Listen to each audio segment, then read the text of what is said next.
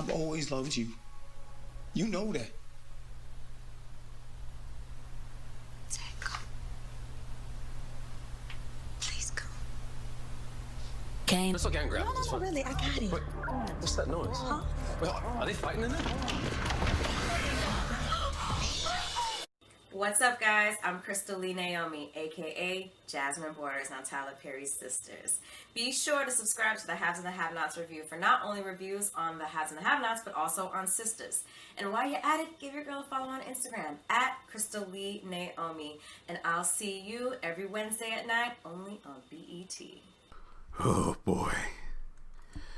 Oh boy, my blood is boiling. Not so much as it was Wednesday night, but oh boy.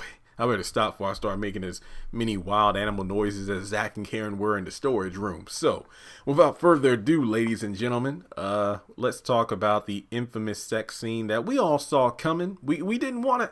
We didn't want it to happen. We didn't want it to happen, but unfortunately it did. So, make sure you go ahead and give this video a thumbs up to show you like it. Hit the subscribe button. Hit the bell notification icon and select all. That way you don't miss out when I post new content to the channel. And follow me on social media. Links are in the description box below. And remember, I'm trying to increase the percentage of my subscriber watch time. We're currently around 31%. So in order to boost that number, if you are a frequent viewer, you probably are, because I got damn near 70% of my watch time coming from non-subscribers. Hit subscribe because I'm trying to reach at least 40% by the end of the month. So, I rewatched the scene again, and initially the thought is that Zach was the one who initiated the sex. Now it was a heated debacle in the storage room. Basically, Zach confronted Karen over the fact that he got arrested. She still thinks he was the one that charged the credit card. And the reason they went to the back room was because she had the credit card statements back there for him to actually look at. But I'm still pissed at the fact that, one night Sabrina's like, look, I gave the information over to a friend at the sister bank, and she can actually run the numbers to see if Zach really did it. Give it a couple of days. But then the next morning she files the warrant for his arrest.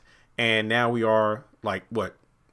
Not even officially 2 days later. Yeah, we're a little less than 48 hours from when Sabrina handed the documents over to her friend. So we have yet to learn who actually did it.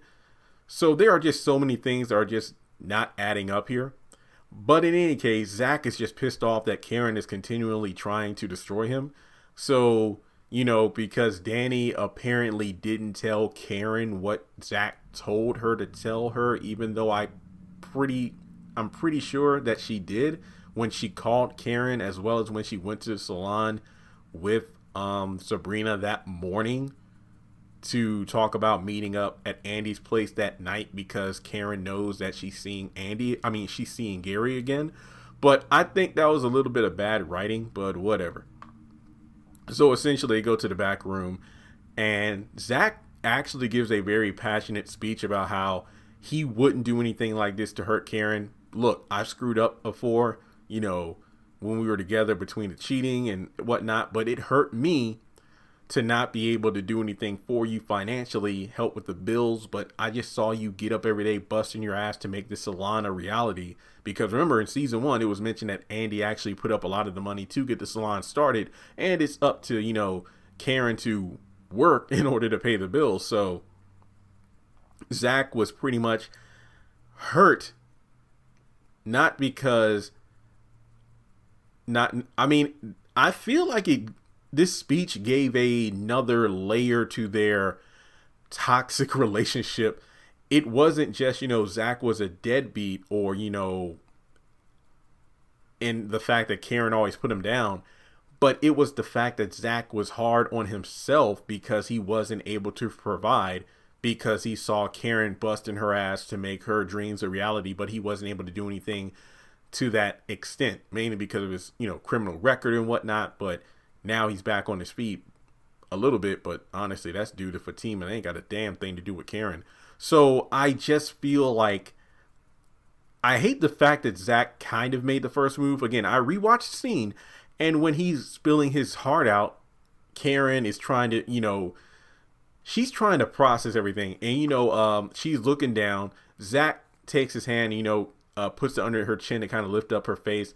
And they both kind of lean in for the kiss. You could argue that Zach was the one to make the first move, but they both consensually kissed, and then that led to the wild sex. So I'm not going to be as hard on Zach as I was Wednesday night, because again, I rewatched the scene, evaluated it. I'm like, okay, he was trying to cheer her up, but then they gave that one kiss, and then that kiss led to the jungle sex that Danny saw. Now, I've already done a video about, will Zach tell Fatima the truth? That's going to be a video in itself. Yeah, because it's already done. We know Aaron walks in. The question is, what's going to happen now? I dare say that Karen is a little bit more screwed than Fatima. Here's what I mean by that. It's just the fact that we knew this was going to happen based off the preview, and then also the fact that Karen is horny as hell. She said, look, I'll talk with Rachel, the woman from that other church, about how she practiced celibacy before she got married, because this is tough. And I do believe Aaron's like, hey, this was when he was in the room giving her a foot massage or whatever. It's like, hey, let's go to dinner or something. What did he say?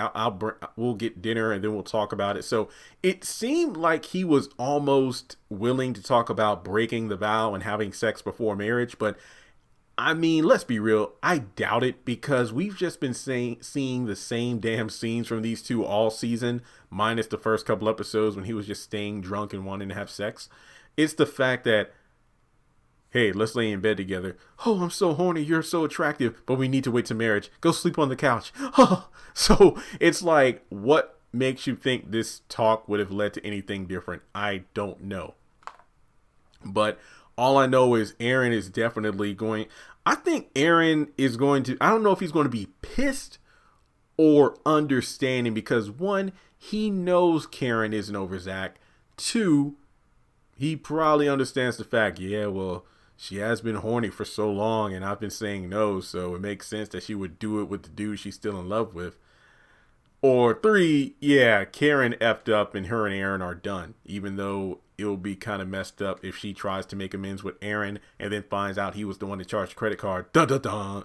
So I don't know the full aftermath of what's going to happen. Again, watch the Zach and Fatima video to get my thoughts on the fact that, yeah, she wants to invite him to stay, but ends up kicking him out based off episode synopsis for the finale. But I just think that a lot of people are cheering, like, yo, doesn't Danny win that, like, what was it, the $200, the bet she had? What was it, like a sex pool, if you will, with Sabrina and Andy about, Danny and, Karen and Zach getting back together, or at least having sex. So she wins. Yay for Danny. But I'm disappointed because, I think this is when Zach broke into the hotel room to fight Aaron while him and Karen were having sex. I feel like that was bad writing, because it's like that. If they removed that one scene from season 2, Zach would have been like my favorite character. But then you have this shit happen, and it's like, oh my gosh. I understand Zach being emotional. I understand it, because I'm gonna be real with you. Ever since I was, there's one thing I don't like being accused of nothing I didn't say or do. That's honestly me. I will fly out. I'm usually calm, cool, and collected, but like, if you accuse me of farting and I didn't fart, I will go off, because I'm like, I ain't do that shit. I'm that kind of person. Like, the one thing you ain't going to do is tell a lie on Jeremy. That's it. That's why I can't be no politician. I think, what was his name? Nephew Tommy. He did a comedy sketch about this where he talked about, Barack ain't 100% black, because if he was, it's like, he had to hold that 100% Negro back, because it's like, if imagine you being in a debate and McCain or whoever you said something that you ain't say, you'll fly off. I'm that kind of person. So I feel like it sucks. It really sucks. So yeah, I understand why he would be emotional about, look, I was arrested because you believe the worst in me. That actually did hit home. I felt him on that one. I mean, sure, Zach doesn't have the best track record, and I've been saying this all season, even though I'm glad, the whole Zach and Fatima thing is great. He was a lousy boyfriend. Cheated, the first scene with Karen in season 1 was her being tested for a potential STD that she would have gotten from Zach, but that wasn't the case. And he never paid bills, so it's like he wasn't the best boy. Isn't that kind of the worst thing where you're with somebody who's kind of like a deadbeat or a fixer-upper, and then you toss them to the side because you're the one who's given 100% to the relationship, but as soon as they're with someone else, they're like glowing. This goes for men and women. When I say glowing, I don't mean pregnant, but I mean glowing because it's like, oh, new clothes, a good job, you know, they're happy, and it's like, it's almost, oh damn, now I almost sound like what's her name, Melinda from Acrimony. But that's essentially what's going on here. But remember, Karen doesn't know a damn thing about Fatima. So, true. These two were obviously caught up in the moment. They up in the closet. Well, technically the storage room / office, so it's not a closet. But it's just a damn shame. But look, season 3, when they announced it, like, what, a few episodes into season 2, I remember saying at the time, it's hard for me to make any predictions because we know a season 3 is coming. So nothing really is going to be resolved. If nothing else, things are just going to be stretched out even further. And this is completely realistic. I mean, how many people haven't like hooked up with an ex when they're seeing someone else? Because especially when the relationship is still raw. When I say raw, I don't mean sex. I mean raw as in the wounds are still there. The wounds are still fresh because they just broke up. It's like Andy said, Aaron was just there to fill a void, just like Karen called Andy out for Gary. So, or what's his name, Paris. So I do feel she had a valid point, even though they're both hypocritical, but I don't know. So let me know your thoughts in the comment section below. Like, I'm just pissed off that Fatima and Zach are probably going to be on the outs because of this, but I'm very interested to see how Aaron's going to react. So yeah. All right, guys. Thanks so much for tuning in. Yeah. Aaron's going to be like, okay, I see how it is. Well, guess what? I bet he can't give foot rubs as good as I do. Yeah, take that, Karen. I'm out. I'm sorry, that was stupid. All right, if you want to donate to the channel, feel free to do so on PayPal or Cash App. And with that being said, I'll talk to you soon.